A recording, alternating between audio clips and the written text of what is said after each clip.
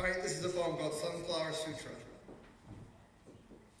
I walked on the banks of the Tin Can Banana Dock and sat down under the huge shade of the Southern Pacific locomotive to look at the sunset over the Box Hills and cry. Jack Kerouac sat beside me on a busted, rusty iron pole. Companion, we thought the same thoughts of our soul.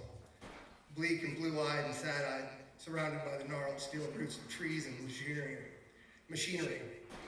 The oily water on the river mirrored our red sky. Sun sank on top of final Frisco peaks. No fish in that stream. No hermit in those mounts.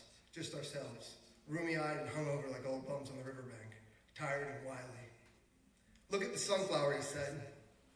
There was a dead gray shadow against the sky, big as a man, sitting on a dry top pile of ancient sawdust. I crushed up and chanted. It was my first sunflower. Memories of Blake, my visions, Harlem, and hells of eastern rivers, bridges clanking, Joe's greasy sandwiches, dead baby carriages, black treadless tires forgotten and untreaded, the poem of the riverbank, condoms and pots and steel, knives, nothing stainless, only the dank muck and the razor-sharp artifacts passing in the past. And the gray sunflower poised against the sunset, crackling, bleak and dusty with smut and smog and smoke of olden locomotives in its eyes. Corolla of bleary spikes pushed down, broken like a battered crown. Seeds falling out of its face, soon to be toothless mouth of sunny air.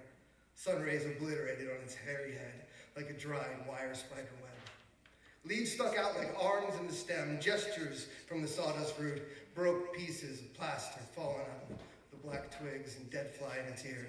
Unholy, battered old thing you were, my sunflower, oh my soul. I loved you then. The grime was no man's grime but death and human locomotives. All that dress of dust, that veil of darkened railroad skin, that smog of check, that eyelid of bleak misery, that sooty hand of phallus, protuberance, of artificial worse than dirt, industrial modern, all that civilization spotting her crazy golden crown. And those blear thoughts of death and dusty, loveless eyes and ends and withered roots below. In the home pile of sand and sawdust, rubber dollar bills, skin of machinery, the guts and innards of weeping, coughing ear, the empty, lonely tin can, and the rusty tongues alack. What more could I name? The smoked ashes of some cock cigar, the console wheelbarrows and the milky breasts of cars, worn out asses of the chairs and sphincters of dynamos, all these entangled in your mummy's roots. And you there, standing before you in the sunset, all your glory and your form, a perfect beauty, a sunflower. A perfect, excellent, lovely sunflower existence, a sweet, natural eye to the new hip moon. Woke up alive and excited, grasping in the sunset shadow, sunrise, golden monthly breeze. How many flies buzz around your innocent grime, while you curse the heavens of the railroad and your flower soul, poor dead flower. When did you forget you were a flower? When did you look up at your skin and decide you were an impotent, dirty old locomotive, a ghost of a locomotive, a specter in the shade of a once powerful, mad American locomotive? You were never a locomotive, sunflower. You were a sunflower. And you, locomotive, you are a locomotive. Forget me not. So I grabbed up the skeleton-thick sunflower and stuck it at my side like a scepter and delivered my sermon to the soul, and Jack's soul too, and anyone who will listen. We are not of our skin of grime.